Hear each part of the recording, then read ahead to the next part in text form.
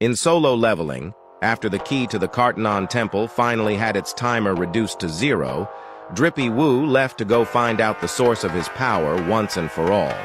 At his sister Gina's school after the orc attack, the bowl-cut MF is back at the site since another gate had spawned at the school back-to-back. A mysterious person started walking towards the gate, so the bowl-cut MF told him that he couldn't enter here, stopping him in his tracks. The mysterious person turned out to be none other than the one and only Sung Rizzy Woo, asking how long had it been since the gate appeared. Bowl-cut responds, saying that it had been 3 days, which infuriated Drip Woo since the key only said that after the timer had finished it would reveal the location, but not that it would spawn at that exact time as well. Drizzy Woo tells Bowl-cut to call back the hunters that went in since they're in grave danger, and if they don't get out soon, they will die. Bowl-cut is confused, since the gate is only C rank, asking what he meant by them dying. Jinwoo steps into the gate saying he would bring the assault squad back because there's no time to explain. Inside the dungeon, the hunters question why the door to the boss room didn't open. Not even magic could move it. It's a trap, Drip Woo stated, scaring the shit out of the other hunters. Who are you? They questioned. I'm a survivor of a double dungeon, Drip Woo stated. The hunters are still skeptical, but someone recognizes him as Hunter Sung Jinwoo, the S-rank Sung Jinwoo. Drip Woo states how this was an extremely dangerous place, telling them to get their asses out because he would take it from here. As he tries to open the door, he questions as to why it didn't open. The system states how this was the gate to the Kartanon Temple, asking him to insert the key. Drip Woo whips out the key, shocking the hunters watching as to how he was able to open the gate since it didn't budge at all when they tried. The leader of the party states how he didn't have the right to tell them to leave because their unknown guild was the one who bought the raid permit, which incited the other hunters into shouting, saying that he can't order them around just because he's an S rank. Drip Woo responds, saying he won't stop them. If they really want to die, let them type shift. The MF walks inside the gate like he about to do something, but the system states how a being without the key had entered, denying his access as a huge stone knight swings his sword towards the hunter. Drippy Woo grabs the hunter's armor, pulling him back before the knight could slice him open like a watermelon. Having missed his chance, the knight looks towards them with a murderous stare. Riz Woo warns them that all of the monsters inside the dungeon were that strong, asking if they really wanted to enter after seeing how dangerous it really was. He said to listen well, telling them to leave the dungeon and contact the Hunter Association, and tell them that a double dungeon has appeared. As the system states how the one with the key had entered the dungeon, the gate's doors slam shut, leaving the hunters speechless. Inside the dungeon, the torches light up, the place looking exactly the same as the first time he had came here. The angel statue with the scripture at hand, and the king's statue sitting in his throne. It all began here.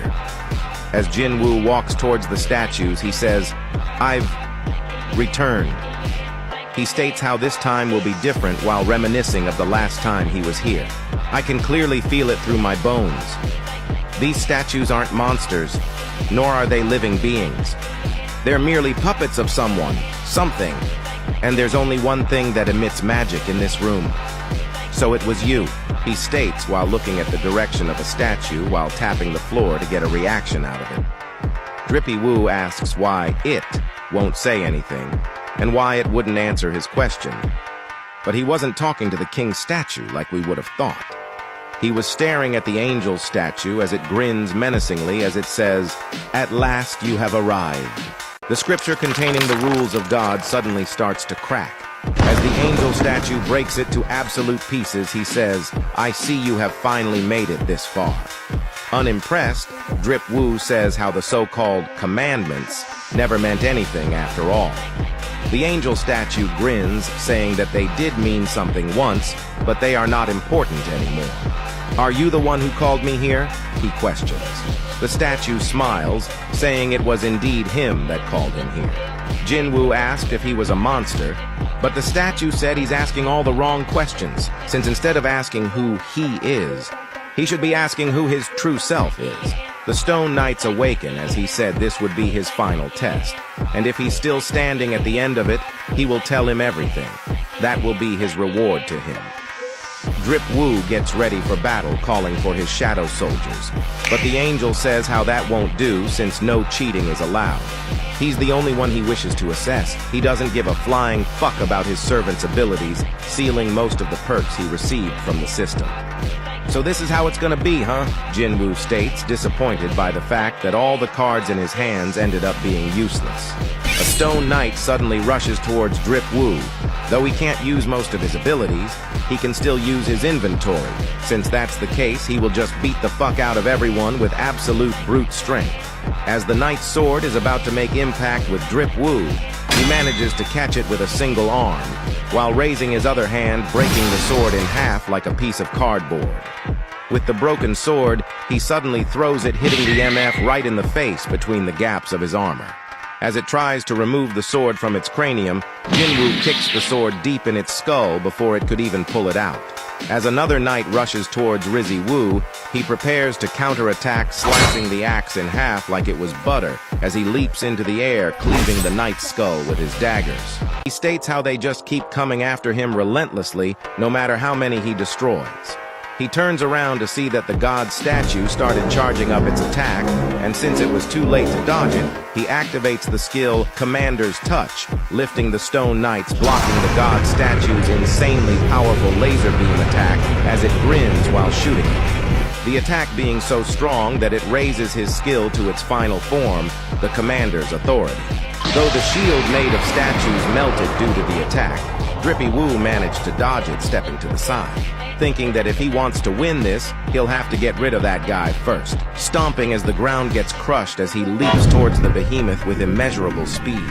The statue isn't gonna let this slide, raising its feet, then stomping on the ground, completely destroying everything around him. The statue smiles, thinking that it finally got rid of the annoying ant, but that couldn't be further from the truth as a flashing light could be seen below him. Jinwoo comes flying out of the smoke straight for the statue, making it charge its beam attack once more. Jinwoo thinks if he combines his speed with his Dominator's Authority skill, he'd be able to go straight for his blind spot, attaching his skill to its shoulder, and like Spider-Man, he flings himself towards it, dodging the statue's laser beam. Jinwoo is relieved that it had worked, saying that the upgrade made a huge difference since it worked on a target as large as this. Riz Woo manages to land on its shoulder, activating his skill, Mutilation, slashing its face with immense speed, though this shocked Rizzy Woo since it didn't work, even though the Demon King's dagger could slice through anything, but it only left a scratch on the statue's face. But if he can't slice through it, he'll just aim for a crevice, landing on its face, clenching his fist, charging his attack, and punching the living shit out of it with pure strength.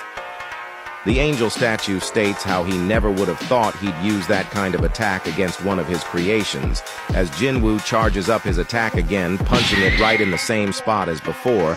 As he charges his attack once more, he says, "I'll show you what it means to be level 103, punching it in the motherfucking face again." Oh, he's not grinning no more as he falls to the ground doing the Yamcha pose, creating a huge crater in the space. He lands on the floor, making the stone knights around him target him instantly. He activates his skill, Dominator's Authority, plunging the statues into the ground, making them unable to move a single inch. As the dust settles, Jinwoo clenches his fist, saying how thanks to this battle, he's grown even more powerful than before. "Impressive," the angel statue says, as he descends from the sky, clapping for Drizzy Woo. He tells the angel that he better keep his promise.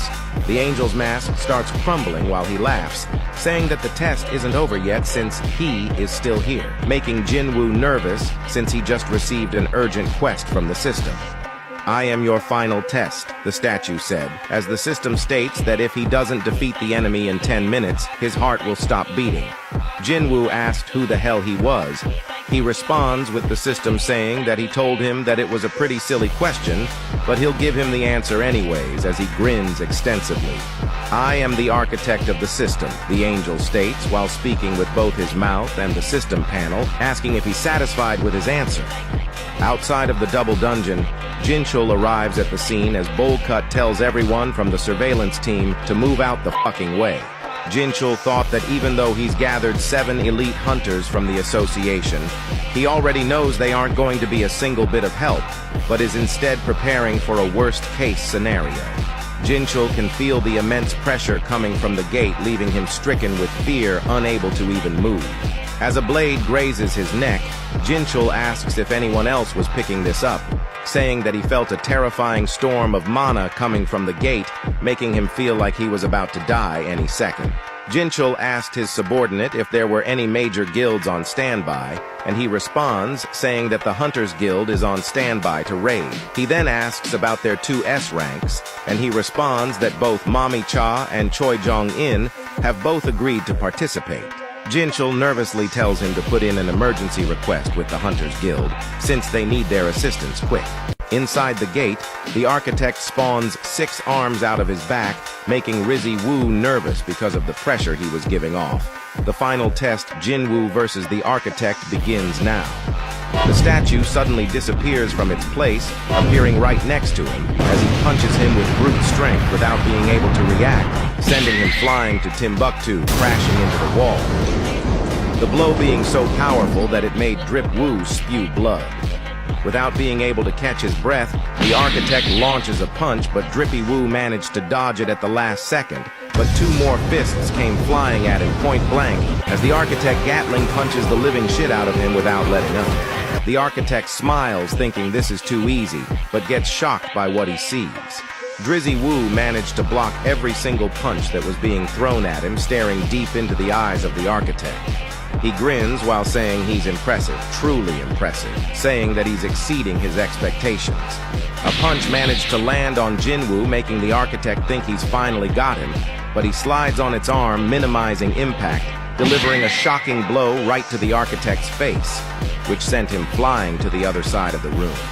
"Who knew I'd have so much fun fighting against a human?" he said, stating that he would have never thought a human could be a worthy opponent for him.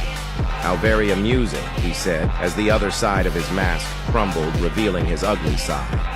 Blood filled Jinwoo's peripheral vision as he tells the architect that he still has loads of questions to ask him, why he constructed the system, why he chose him as its player, and what's happening to the world right now.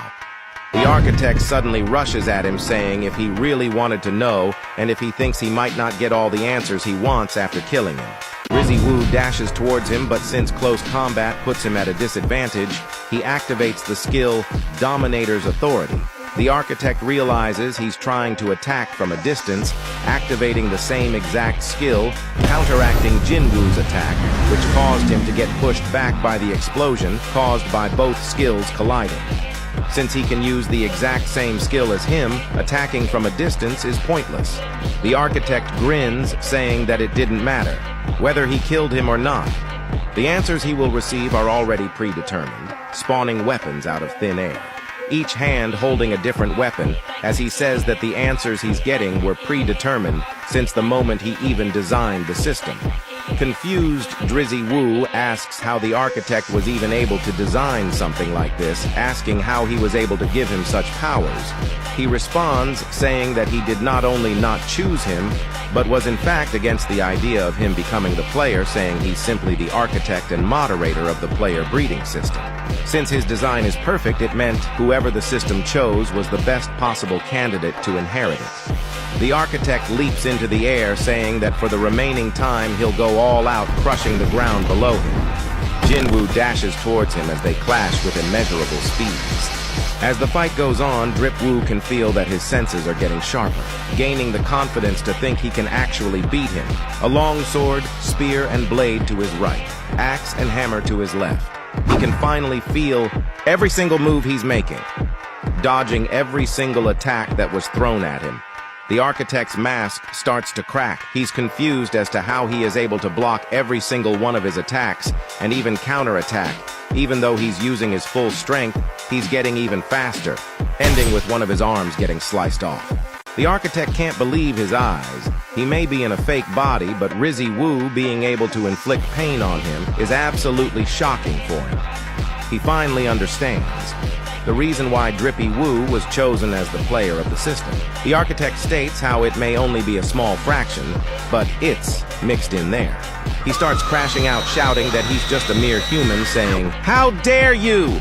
With 3 minutes left on the timer, the previously defeated Stone Knights start awakening, as well as God's statue.